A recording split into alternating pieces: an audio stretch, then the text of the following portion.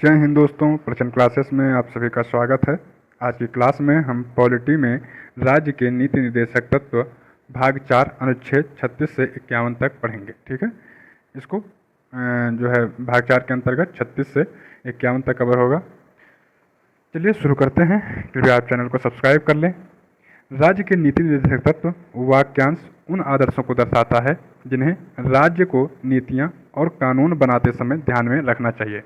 इसमें कुछ ऐसी बातें कही गई हैं जो राज्य को बताते हैं कि आप जो कानून बनाइए, कुछ नियम बनाइए समाज के लिए, ठीक है, तो उसमें कुछ ऐसी नीतियों को जो इसमें बताई गई हैं उन नीतियों को शामिल कीजिए कानून बनाते समय, कुछ नियम बनाते समय। ठीक है, डॉक्टर भीमराव अंबेडकर साहब ने राज्य के नीति निर्देशक तत्वों को भारतीय संविधान की अनोखी विशेषता कही है। यहाँ पर एक क्वेश्चन और आ जाता है कि डॉक्टर भीमराव अंबेडकर साहब ने संविधान की आत्मा किसे कही है, संविधान की आत्मा किसे कही है। ठीक है, तो ये आपको बताना है। और अनोखी विशेषता किसे कही है, तो नीति निर्देशक तत्वों को अनोखी विशेषता कही है। तो ये दोनों चीज़ इनके बारे में याद रखिएगा। इसका स्रोत है आयरलैंड संविधान, मतलब डीपीएसपी को आयरलैंड के संविधान से लिया गया है। भारत शासन अधिनियम 1935 में उल्लिखित इंस्ट्रूमेंट ऑफ इंस्ट्रक्शन से मिलता जुलता है। एक ग्रेनविले ऑस्टिन, तो ग्रेनविले ऑस्टिन ने राज्य के नीति निर्देशक तत्व और मूल अधिकारों के मिले स्वरूप को संविधान की मूल आत्मा माना है। ठीक है, अब संविधान का मूल आत्मा शब्द तीन जगह तीन तरीके से उल्लेख किया जाता है। संविधान की मूल आत्मा अगर केवल पूछेगा एग्जाम में किसको माना गया है, तो उद्देशिका को माना गया है। ठीक है, अगर केवल पूछ रहा है कि संविधान की मूल आत्मा किसको माना गया है, तो उद्देशिका को माना गया है। अगर कहेगा संविधान की मूल आत्मा भीमराव अंबेडकर साहब के द्वारा किसको कहा गया है, तो भीमराव अंबेडकर साहब ने आर्टिकल 32 को संविधान की मूल आत्मा माना है। और ग्रेनविले ऑस्टिन के हिसाब से अगर पूछेगा तो ग्रेनविले ऑस्टिन ने मूल अधिकार और राज्य की नीति निर्देशक तत्व मतलब डीपीएसपी और मूल अधिकारों को मिलाकर इन दोनों को सम्मिलित रूप से संविधान की मूल आत्मा माना है, डीपीएसपी और फंडामेंटल राइट्स। ठीक, तो इन दोनों को मिलाकर तो मूल संविधान की मूल आत्मा के बारे में तीन जगह उल्लेख है, तीन तरीके से अलग अलग लोगों ने कैसे माना है, तो वो आप याद रखेंगे। ठीक है, इसमें नीति निर्देशक तत्वों के बारे में एक बहुत फेमस केस हुआ था, मिनर्वा मिल्स केस। तो यह मूल अधिकार और राज्य के नीति निर्देशक तत्वों के बीच सामंजस्य और संतुलन संविधान की मूल संरचना की एक अनिवार्य विशेषता है, यह बताया गया था। ठीक है, तो इस केस में मूल अधिकार और डीपीएसपी मतलब राज्य के नीति निर्देशक तत्व के बीच सामंजस्य और संतुलन की बात की गई थी। अगर आपसे पूछेगा कि किस केस में किया गया था, तो मिनर्वा मिल्स केस 1980। राज्य के नीति निर्देशक तत्वों का वर्गीकरण हम पढ़ेंगे। तो इसमें इसका तीन भागों में वर्गीकरण किया गया है, समाजवादी, गांधीवादी और उदार बौद्धिक। ठीक है, लिबरल इंटेलेक्चुअल। तो ये तीन भागों में पूरे जो 36 से आर्टिकल 36 से 51 तक दिया गया है, तो इसको तीन भागों में बांट दिया गया है। कुछ जो इसमें अवधारणाएं हैं वो समाजवादी हैं, कुछ अवधारणाएं गांधीवादी हैं और कुछ अवधारणाएं उदार बौद्धिक नीतियों से ली गई हैं। ठीक है, तो समाजवादी जो अवधारणाएं हैं उनका मतलब है कि कल्याणकारी राज्य की और मार्ग प्रशस्त करना। ठीक है, तो इसमें कौन कौन से आर्टिकल लिए गए हैं, आर्टिकल 38। अब यहाँ पे जो चल रहे हैं ये सब सामाजिक अवधारणाएं हैं, तो याद रखिएगा सामाजिक। ठीक है, राज्य के सामाजिक व्यवस्था में लोक कल्याण की अभिवृद्धि है, तो सामाजिक आर्थिक राजनीतिक न्याय सुनिश्चित करेगा, आय की असमानताओं को कम करने का प्रयास करेगा। ठीक है, तो आय की असमानता यहाँ पर यह देखिएगा आय की असमानता को कम करने का प्रयास जो है ये समाजवादी विचारधारा के अंतर्गत आएगा। ठीक है, प्रतिष्ठा, सुविधाओं और अवसरों की असमानता को कम, तो जहाँ पर असमानता को कम करने की बात आएगी ये आर्टिकल 38 में है।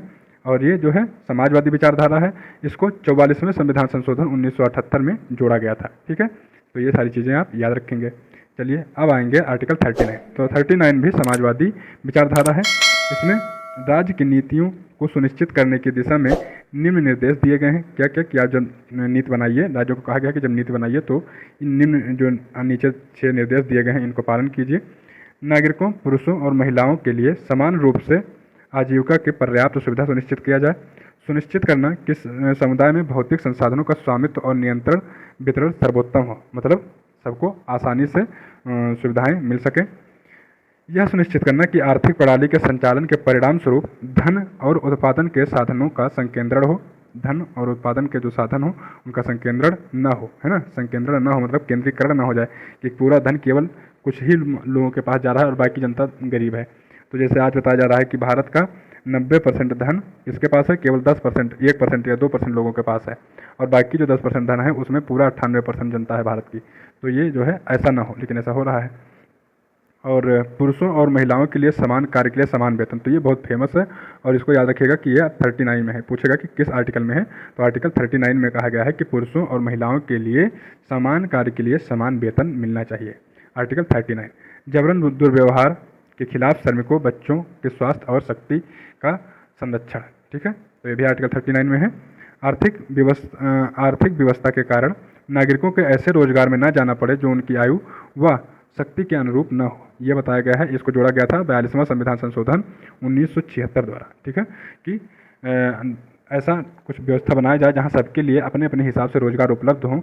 ऐसा नहीं है, ऐसा ना हो जाए कि मतलब डॉक्टर और डॉक्टरेट की डिग्री प्राप्त किए लोग जाके मजदूरी का काम करने लग जाएं क्योंकि उनके पास सुविधाएं ना हो। वृद्ध लोग जाके जो है दिहाड़ी मजदूरी करें और छोटे छोटे बच्चे जाके फैक्ट्री और कोल माइंस में काम करें क्योंकि उनके पास अच्छे रोजगार और जीवन यापन के लिए कोई सुविधा नहीं है।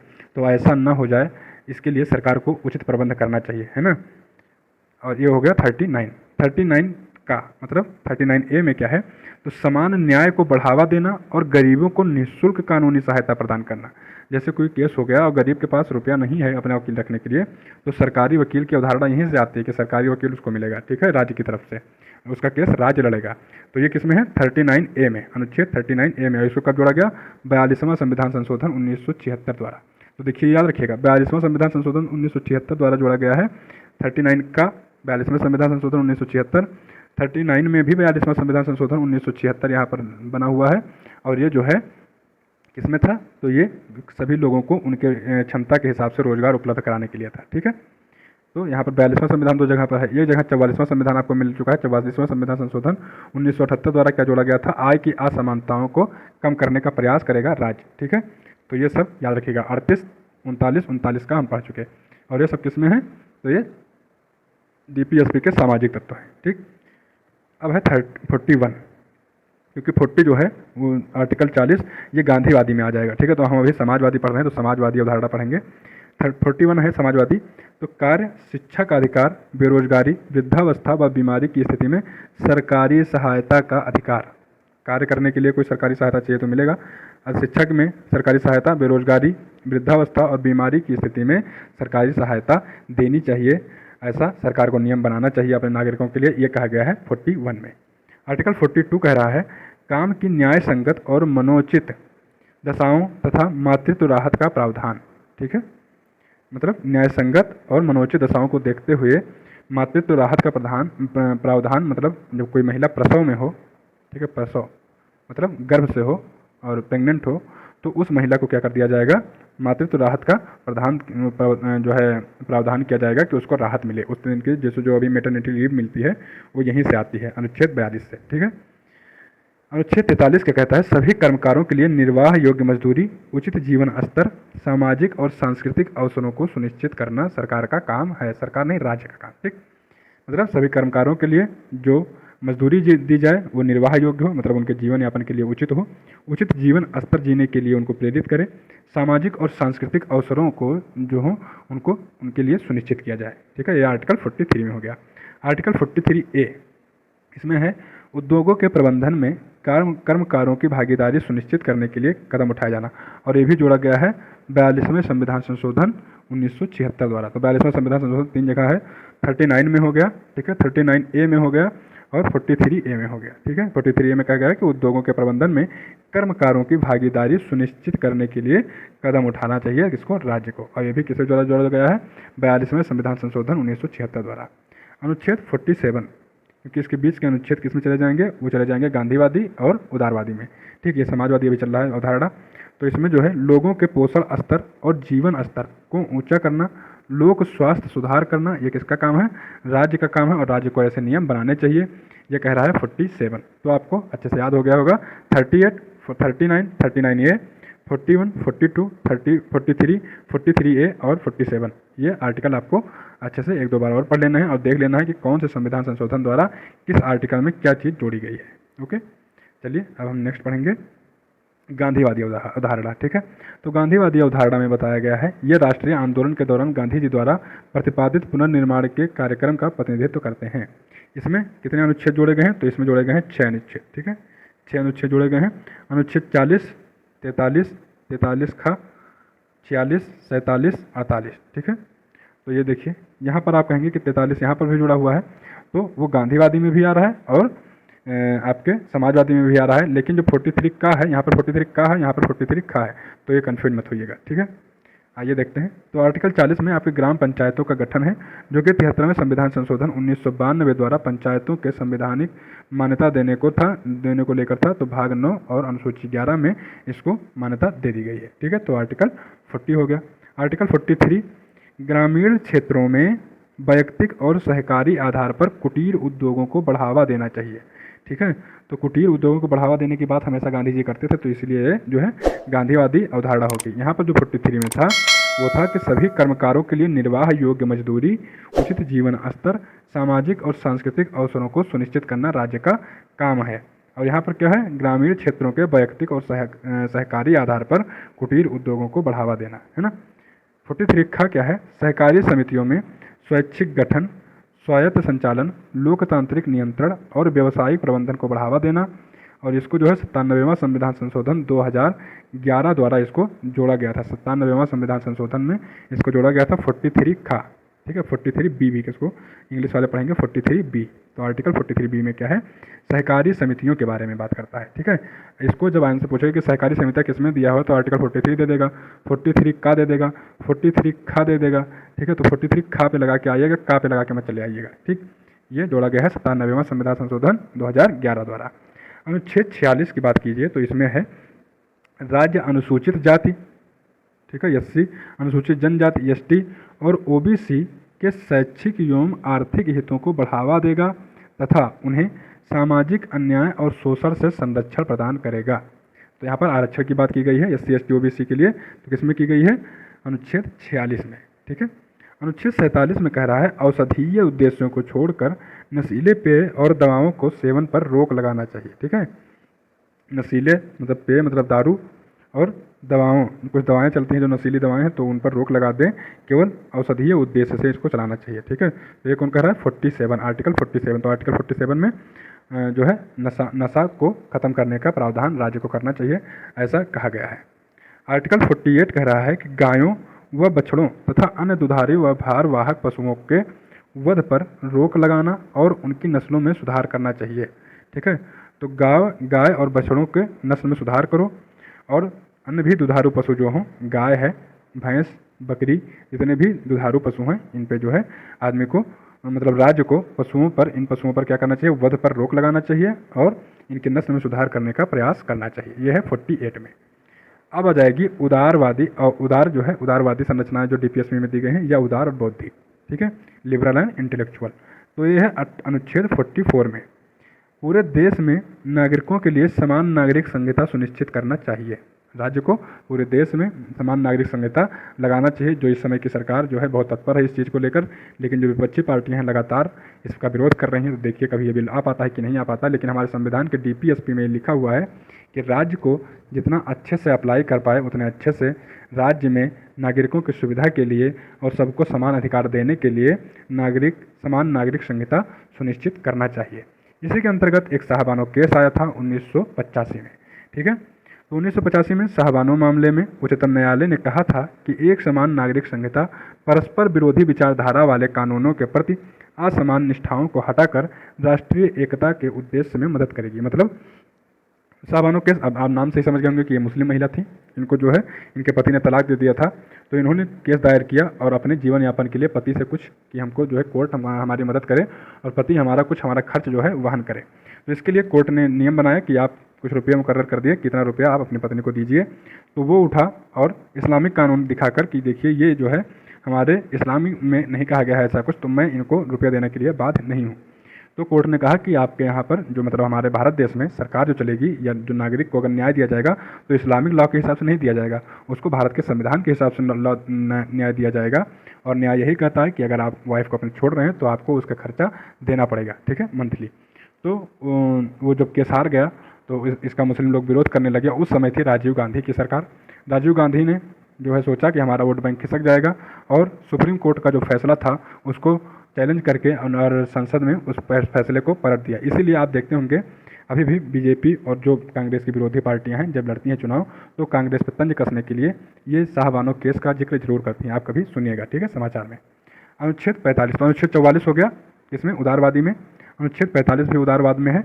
प्रारंभिक बाल्यावस्था की देखरेख और राज्य से 6 से 14 वर्ष की आयु में सभी बच्चों को निःशुल्क तथा अनिवार्य शिक्षा की बात की गई है। किसमें? अनुच्छेद 45 में। इसको जोड़ा गया है 86वें संविधान संशोधन 2002 द्वारा, ठीक है।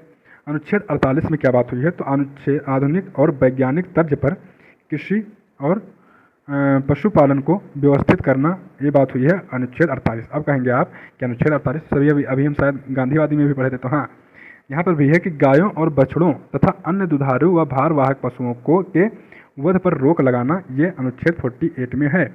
और इसी अनुच्छेद 48 में और कहा गया है कि आधुनिक और वैज्ञानिक तर्ज पर कृषि और पशुपालन को व्यवस्थित करना चाहिए, ठीक है। तो ये दोनों बातें किसमें कही गई हैं? अनुच्छेद 48 में। लेकिन इसमें दो बातें हैं, तो इसलिए एक बात गांधीवादी विचारधारा से जुड़ी हुई है, एक उदारवादी विचारधारा है, ठीक है। तो इसीलिए दोनों में दिया गया है।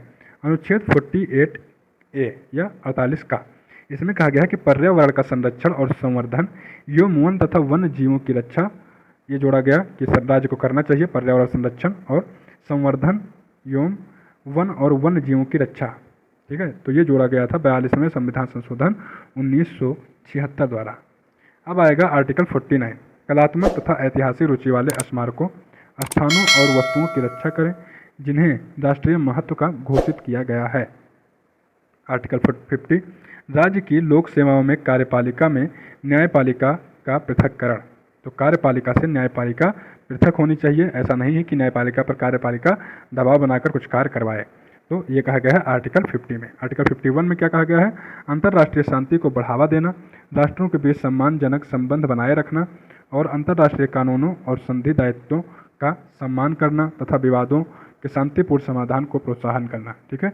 आइए इसको शॉर्ट में बता देते हैं कि इसमें क्या कहा गया है कि अंतर्राष्ट्रीय शांति को बढ़ावा देना, राष्ट्रों के बीच सम्मानजनक संबंध को बनाए रखना, मतलब अंतर्राष्ट्रीय शांति को भी भारत की राज्य मतलब भारत ही माना गया है, तो राज्य को एक ऐसा कार्य करना चाहिए कि अंतर्राष्ट्रीय शांति बनी रहे, राष्ट्रों के बीच सम्मानजनक संबंध बने रहे, ठीक है।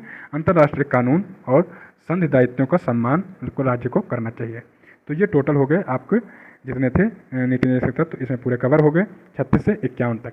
अब आइए ये देख लीजिए कि इसमें जो क्वेश्चन पूछता है कि कौन से संविधान संशोधन में क्या बदला गया, तो 1976 42वां संविधान संशोधन अधिनियम में लाया गया था अनुच्छेद 39 अनुच्छेद 39 का, अनुच्छेद 43 का, अनुच्छेद 48 का, ये सब लाए गए हैं जो है 42वें संविधान संशोधन 1976 में। ये आर्टिकल रख लीजिए कौन कौन से हैं? 48, 48A, 30A, 43A, 39A और 39, यहाँ पे क्या दिया हुआ है, अब वो इंग्लिश में क्या लिखा होगा, ठीक है, इसको 39F कहेंगे, है ना। 39 आर्टिकल 39F, ठीक है। तो ये जो है 39F, 39A, 43 और 48, ये जो है आपके जोड़े गए हैं 42वें संविधान संशोधन 1976 द्वारा। 5 विषयों इस संविधान में मतलब इस अधिनियम ने 5 विषयों को राज्य सूची से समवर्ती सूची में स्थानांतरित कर दिया। कौन कौन से 5 विषय? शिक्षा को, ये पहले सब समवर्ती सूची में थे, राज्य सूची में थे, इनको समवर्ती सूची में स्थानांतरित किया किसने? 42वें संविधान संशोधन ने। तो किसको किसको? शिक्षा को, वन को, तौल और माप, वन्य जीवों और पक्षियों का संरक्षण तथा न्याय प्रशासन, ये 5 चीज़ों को जो राज्य सूची में थी इनको 42वें संविधान संशोधन 1976 द्वारा समवर्ती सूची में डाल दिया गया, ठीक है। समवर्ती सूची आप जानते होंगे जिसपे केंद्र और राज्य दोनों कानून बना सकते हैं। अब देखेंगे कि 44वें संविधान संशोधन 1978 द्वारा क्या क्या जोड़ा गया है। तो अनुच्छेद 38(2) जोड़ा गया है जिसमें बात की गई है कि आय की असमानताओं को सरकार मतलब राज्य कम करने का प्रयास करेगी, प्रतिष्ठा और सुविधा तथा अवसर की असमानता को कम करने का प्रयास करेगी। 86वें संविधान संशोधन 2002 द्वारा क्या जोड़ा गया है? तो अनुच्छेद 45 जोड़ा गया है। इसमें बताया गया है अनुच्छेद 45 में कि विषय वस्तु को बदल दिया, अनुच्छेद 45 की विषय वस्तु को बदल दिया और प्रारंभिक शिक्षा को अनुच्छेद 21 का के तहत मूल अधिकार बना दिया। तो जो अनुच्छेद 45 में पहले जो प्रारंभिक शिक्षा थी, प्राथमिक शिक्षा थी, जो कि डीपीएसपी में ही केवल शामिल थी, उसको क्या कर दिया गया, मूल अधिकार बना दिया गया, फंडामेंटल राइट में जोड़ दिया गया आर्टिकल 21A के द्वारा, है ना। 21A में आपने पढ़ा था कि प्राथमिक शिक्षा दी जानी चाहिए बच्चों को, है ना। कोई उससे 6 से 14 साल के बच्चों को कोई प्राथमिक शिक्षा से वंचित नहीं कर सकता है। तो फंडामेंटल राइट हो गया, पहले डीपीएसपी में ही था। और 97वां संविधान संशोधन 2011 में क्या जोड़ा गया है, तो आर्टिकल 43 था, जहाँ पर सहकारी समितियों के बात की गई है। तो ये आपने देख लिया। इसमें इसे डीपीएसपी से रिलेटेड कुछ बहुत ज़्यादा इंपॉर्टेंट केस हुए हैं, तो उन केस को आप वन बाय वन देख लीजिए, जिससे क्या होगा कि ये केस बहुत ज़्यादा फेमस है, ये पूछे जाते हैं बार बार, तो यहाँ से आपके क्वेश्चन फंसेंगे नहीं, है ना। चंपकम दो राय राजन केस, ये कब हुआ था, ये हुआ था 1951 में। क्या नाम था, चंपकम दो राय राजन केस। यहाँ पर बात हुई थी कि यदि मूल अधिकार और डीपीएसपी राज्य के नीति निदेशक तत्व के बीच कोई टकराव होता है, तो मूल अधिकार अभिभावी मतलब क्या होगा, रिबेल होगा।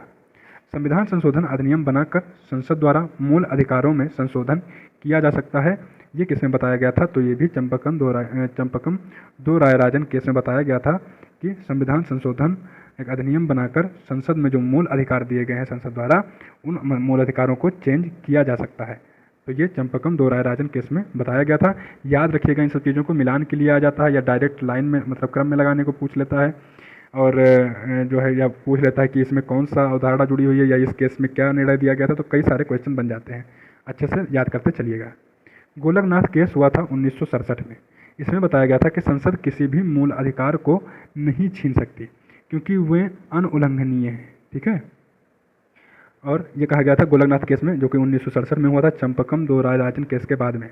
राज्य के नीति निदेशक तत्व के कार्यान्वयन के लिए मूल अधिकार में संशोधन नहीं किया जा सकता। मतलब कह रहा है कि राज्य के नीति निदेशक तत्व में कोई बताया गया है कि सरकार को, राज्य को ऐसा काम करना चाहिए, मतलब कोई एक कार्य है जो राज्य को अपने लोगों की भलाई के लिए करना चाहिए, लेकिन ये कार्य करने से कोई मूल अधिकार छीन जाता है लोगों से, तो ऐसे जो है मूल अधिकार को नहीं लागू किया जाएगा जिससे मूल अधिकार छीनने लगे। ओके, तो ऐसे डीपीएसपी को नहीं लागू किया जाएगा जिससे मूल अधिकार छीनने लगे या उस पर कोई आ जाए, तो डीपीएसपी को रद्द कर दिया जाएगा, उसको लागू नहीं किया जाएगा। मतलब मूल अधिकार ज़्यादा इंपॉर्टेंट है। अब आएंगे, हम पढ़ेंगे 24वां संशोधन अधिनियम, 24वां संशोधन 1971 में जो हुआ था। इसमें क्या कहा गया, संसद के पास संविधान संशोधन अधिनियमित करके किसी भी मूल अधिकार को वापस लेने की शक्ति है, ठीक है। अनुच्छेद 31 गा जोड़ा गया इसमें, और कहा गया कि अनुच्छेद 39 गा के कार्यान्वयन के लिए यदि कोई कानून अनुच्छेद 14 तथा अनुच्छेद 19 का उल्लंघन करता है तो वह शून्य नहीं होगा, ठीक। ऐसे कानूनों पर न्यायालयों में सवाल नहीं उठाया जा सकता। ये जो है संविधान संशोधन किया गया था, 24वां संविधान संशोधन इंदिरा गांधी जी के समय, और बाद में इसको सुप्रीम कोर्ट ने पलट दिया था, इनके संविधान संशोधन को। कब, केशवानंद भारती केस हुआ, उसी के 2 साल बाद ये 1971 में आया था। 1973 में केशवानंद भारती केस आया।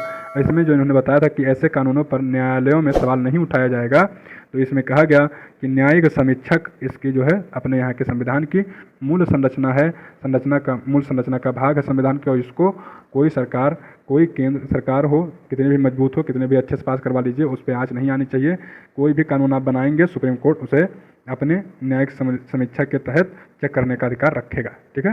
तो इनका जो 24वां संविधान संशोधन था उसको फेल कर दिया, हटा दिया था बाद में, पूरे संविधान को नहीं, लेकिन जो पूरे संशोधन को नहीं, लेकिन ये जो था कि ऐसे कानूनों पर न्यायालय सवाल नहीं उठा सकता है, इसको रद्द कर दिया गया था बाद में।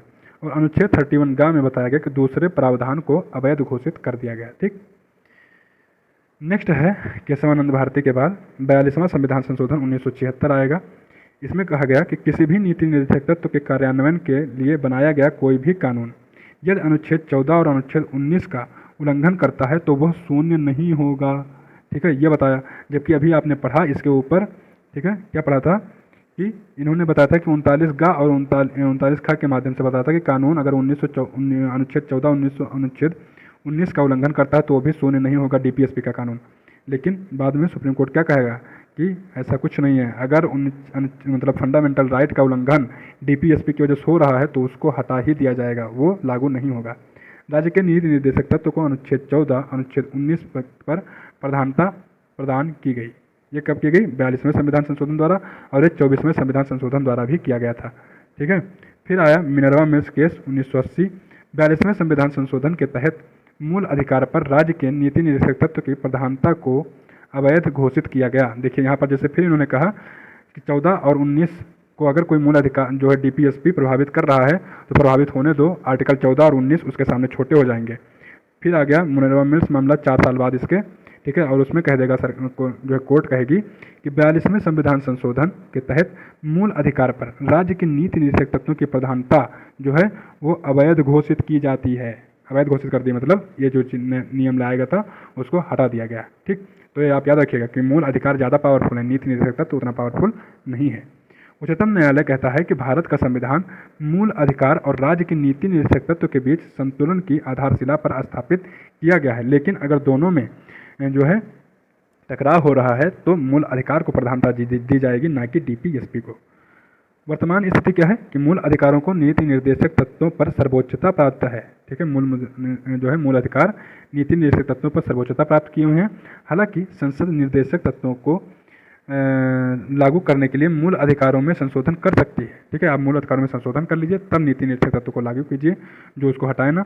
जब तक कि संशोधन संविधान की ही मूल संरचना के अनुसार नहीं पहुंचाते या नष्ट नहीं करते, ऐसा संशोधन कीजिए कि जो संविधान की मूल संरचना है वो नष्ट ना हो। ठीक है, अब हम लोग पढ़ेंगे कि मूल अधिकार और नीति निर्देशक तत्वों में क्या अंतर है। ये आप पढ़ चुके हैं, पहले भी फिर से बता देते हैं कि मूल अधिकार अमेरिका से लिए गए हैं, नीति निर्देशक तत्व आयरलैंड से लिए गए हैं।